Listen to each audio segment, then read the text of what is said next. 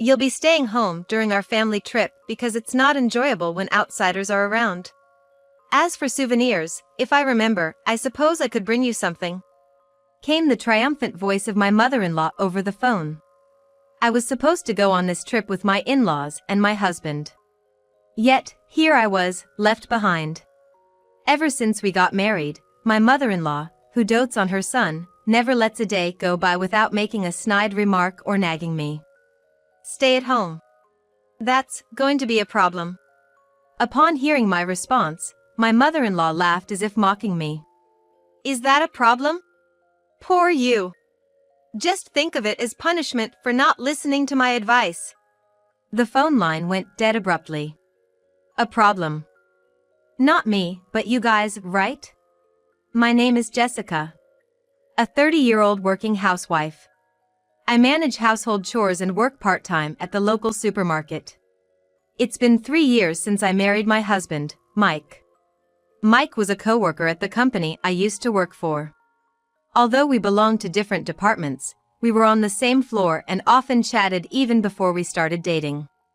What brought us closer was a year-end party at the office. At this cross-departmental gathering, I happened to sit next to Mike. We were already close, so our conversation flowed as usual. Mike excused himself to go to the bathroom at one point, and I was left listening to the lively chatter of the group next to us. That's when a drunken boss from another department started to bother me, persistently urging me to drink more. Not sure how to respond, as he was a boss I rarely dealt with, Mike returned from the bathroom just in time. He glanced at me and the boss, then calmly placed his hands on the boss's shoulders and led him away to another table. After a while, Mike returned to our table alone and asked me, "That guy really can't handle his alcohol, can he? Are you okay?" That was when I began to see Mike in a different light, and I confessed my feelings first, which led to our relationship. Our relationship progressed smoothly from there, and we got married 3 years ago. While we don't have children yet, our relationship as a married couple is solid. Despite the fulfillment of our married life, there is one issue that troubles me. That is my mother-in-law, with whom we are living. Currently, Mike and I are living in his parents' house.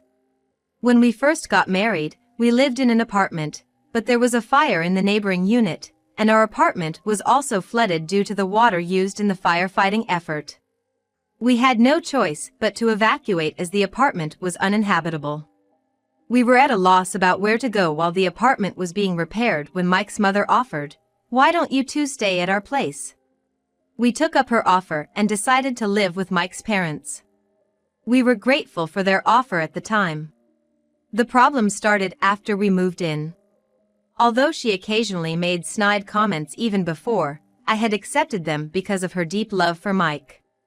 However, after we started living together, the intensity of her nagging increased. For instance, one weekend. It happened as I was enjoying a cup of coffee in the living room after finishing all the housework. My mother-in-law, who had been out, came home and immediately started bustling about the house. Then she came up to me and said, "Jessica, your cleaning is too sloppy. You need to spend more time on it and put some gratitude into it for your hard-working husband. As his wife, it's your duty to support him. I can't believe you can't even do this much. You're failing as a wife. If you're unhappy, then leave. Right now." To be honest, I thought, here we go again. I've been told the same thing almost every day.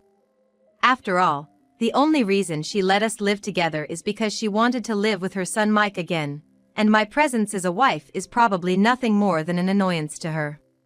Mom, please don't be so hard on Jessica. Well, there is some truth to what you're saying. Even if she's working part-time, slacking off on housework isn't good. More often than not, Mike tends to side with his mother. While it's not wrong to value his biological mother, I sometimes wish he would stick up for me, his wife. In fact, it's not my intention to neglect house chores. Despite working 4 days a week, even if it's for a short time, I've never once neglected my duties of managing the household chores for our family of 4. This remains true even when I'm not feeling well. On the other hand, my mother-in-law, although a housewife, is out and about having fun almost every day. Since we started living together, I've never seen her do any household chores. However, given that we're living under her roof, I can't openly complain. In this awkward environment, I just kept my patience. Then one day, something unusual happened. Mike suggested that we should go on a trip, just the two of us. Why don't we go to a spa resort next month? The busy season has ended, and I have to take some annual leave. If I'm going to take a break, I thought it would be nice to relax somewhere. A spa, huh? Sounds great. I haven't requested any work shifts for next month yet, so I can take any time off. After discussing various things, we decided to go on a 2-day spa trip in the middle of the next month. As we plan to go on a weekday, we'll probably be able to spend our time quietly and without any rush. I was so excited and couldn't hold back. I kept gathering information about our destination whenever I had time. And just when I thought we should start booking our stay, my mother-in-law started to say something outrageous. Jessica, I heard you're going on a trip with Mike. Why didn't you tell me? To be honest, I was afraid she would say something like I'm going too, if she found out. But I couldn't say that, so as I was fumbling for words, my mother-in-law sighed in exasperation. Then she said exactly what I was afraid she would. Next month is the anniversary of my husband and me. I'd love to celebrate with a family trip. I think a luxurious hotel would be nice. Like a child, my mother-in-law started to throw a tantrum about wanting to go. Of course, I don't want to go on a trip with my mother-in-law at all. But this time, Mike and I were thinking of going by ourselves. How about we go together next time? I tried to be as accommodating as possible in my response. But my mother-in-law wouldn't back down. It's not the same if it's not this time. It's our anniversary celebration. If that's the case, she should just go with her husband. Just as I was about to say that, Mike came home from work. Mike, welcome home. I was just talking to Jessica about the trip. Oh, I can't wait. My mother-in-law, already excited to go, started to express her wishes. And Mike seemed to agree with her. I wondered who let the cat out of the bag about the trip, but with the way things were going, it was probably Mike who told my mother-in-law. Noticing my gaze, Mike looked a little uncomfortable. Mom's really looking forward to it, so let's postpone our trip for another time. It'll be even more fun if we all go together. From the way Mike was talking, it seemed like he'd already decided we were all going on the trip. Then my father-in-law joined in, saying, "A vacation, huh? Sounds like fun." With that, it became impossible for me to refuse going on this trip with the four of us. All right, next time, it's just gonna be the two of us, promise. Although reluctant, I agreed, and Mike gave me a look of relief. I wasn't quite satisfied, but there was nothing I could do about it at this point. At the very least, I decided I would be the one to choose the sightseeing spots we wanted to visit and the local dishes we wanted to eat, so I took on the task of making all the hotel reservations and planning the sightseeing schedule. My mother-in-law dislikes making such preparations, so my suggestions went through without a hitch. Then came the day of the trip. I had packed everything like clothes in my suitcase the day before, so the plan was to get up an hour before departure, have a leisurely breakfast, and then leave the house.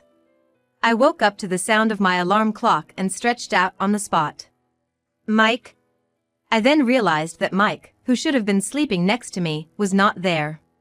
Thinking that he might have already gotten up and started preparing, I headed for the living room. But Mike was not in the living room. Not in the bathroom, kitchen, or the front door either. Even my mother-in-law and father-in-law were nowhere to be found. Could it be? With a sinking feeling, I dialed Mike's cell phone. But the call didn't connect.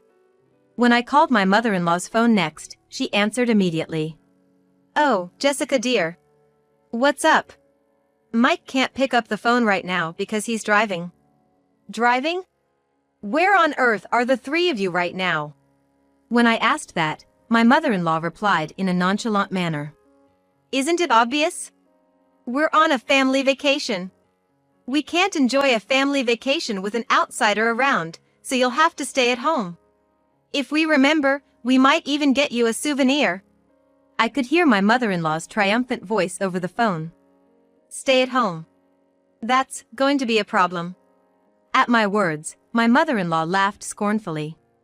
Is that a problem? Poor you.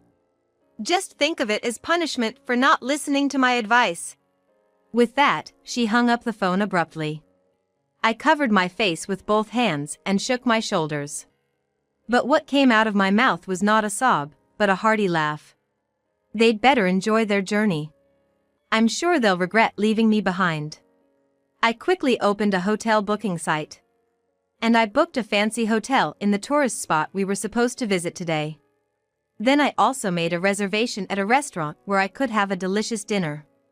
Of course, just for one person. Then, after quickly getting dressed and putting on makeup, I ate breakfast. All right, time to have fun. I grabbed my luggage and jumped on the train. Since I'd gone to the trouble of researching various tourist spots, I wanted to go on a vacation. With that single-minded desire, I set off on a solo trip. It's a small tourist spot, so I might run into Mike and in-laws, but I'm not bothered. After all, they're the ones at fault. As I was thinking about this, the train finally reached its destination. From this point on, I'll forget about my mother-in-law and Mike and enjoy myself to the fullest.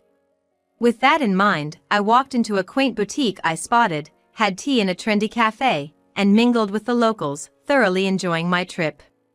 And as the day turned into night, it was finally time to check in. The hotel I'd booked was among the top luxury hotels in this area. I thought I needed to do something as drastic as this to refresh myself. As I passed through the automatic hotel doors, heading towards the check-in counter, I heard a woman's loud voice. Why can't we stay here? We're willing to pay. Looking closer, it was my mother-in-law causing the commotion.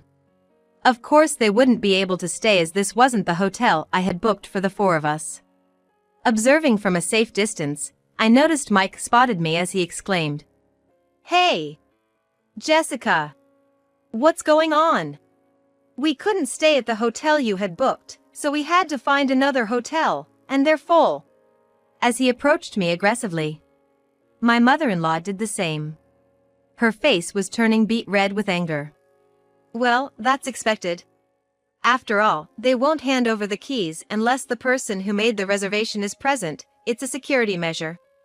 I did warn you, didn't I? At this point, they finally seemed to realize their foolishness, exchanging glances in utter disbelief.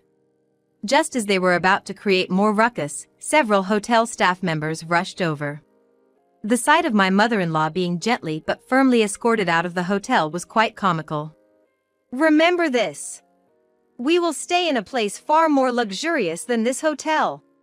Feeling somewhat relieved, I decided to check into the hotel, leaving my accommodation-less mother-in-law and Mike behind. After completing the check-in process, I was escorted to my room. With its clean decor and luxurious interior, I felt as though I was in a dream. Once I put down my luggage, I decided to explore the hotel. After strolling around the hotel for a while, I returned to the check-in lobby.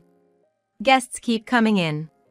I sat on the sofa in the lobby and was spaced out for a while when a pair of young women sat next to me. The two were excited, exchanging their impressions of the hotel.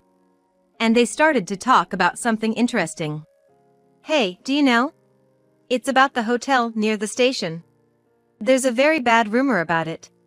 Apparently, you can hear hallucinations in the second-floor room and all your belongings get stolen.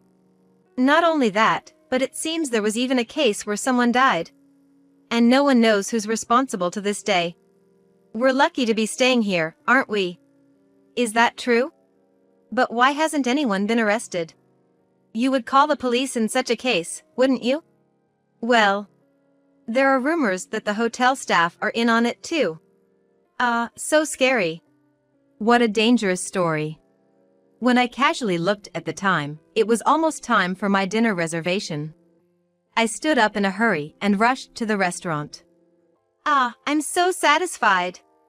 After enjoying the dinner, I returned to the hotel.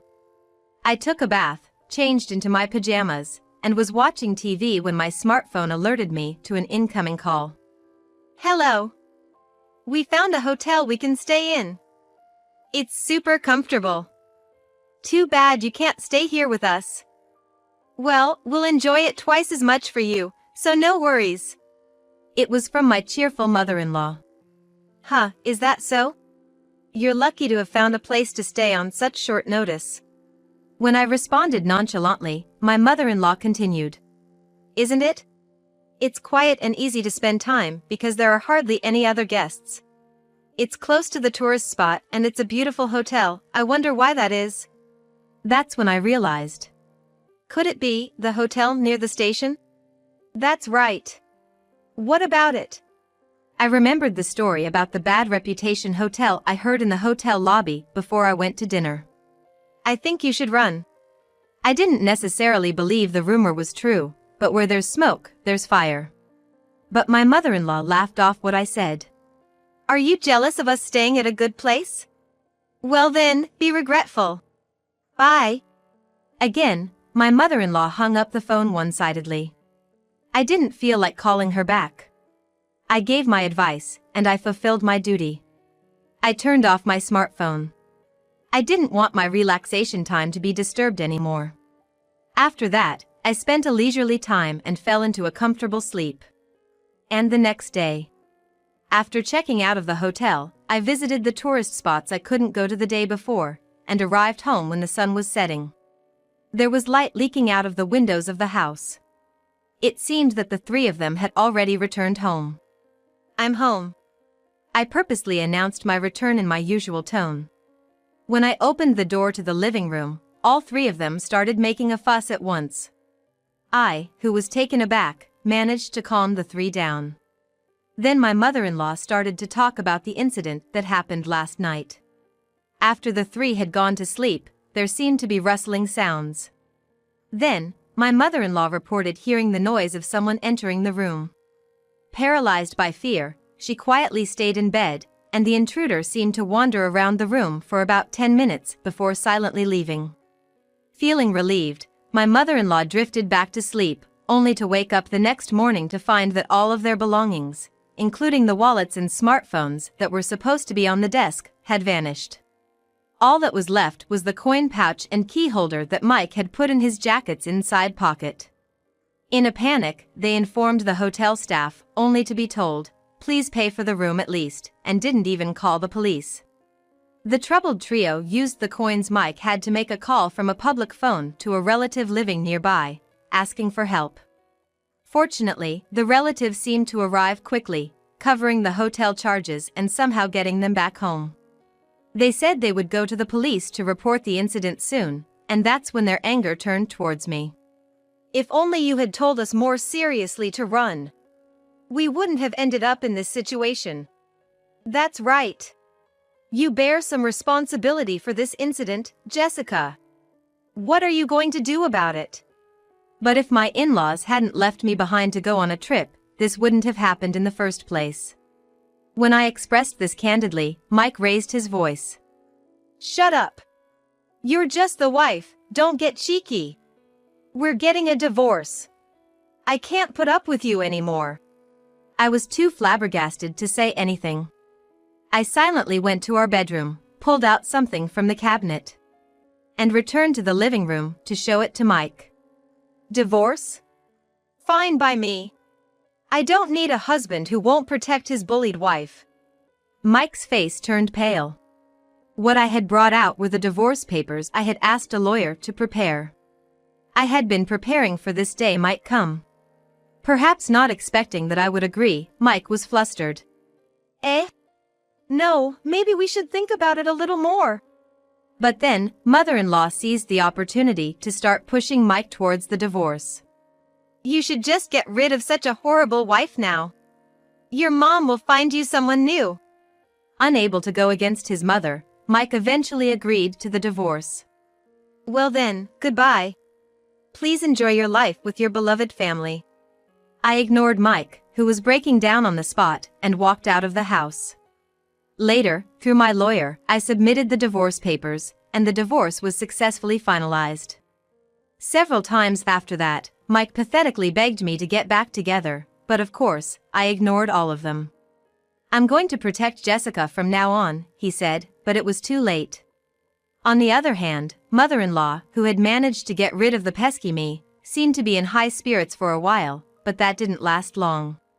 The news of the divorce and the end of their cohabitation spread in the neighborhood, and the rumor-loving people traced it back to her harassment of me, exposing her nasty character.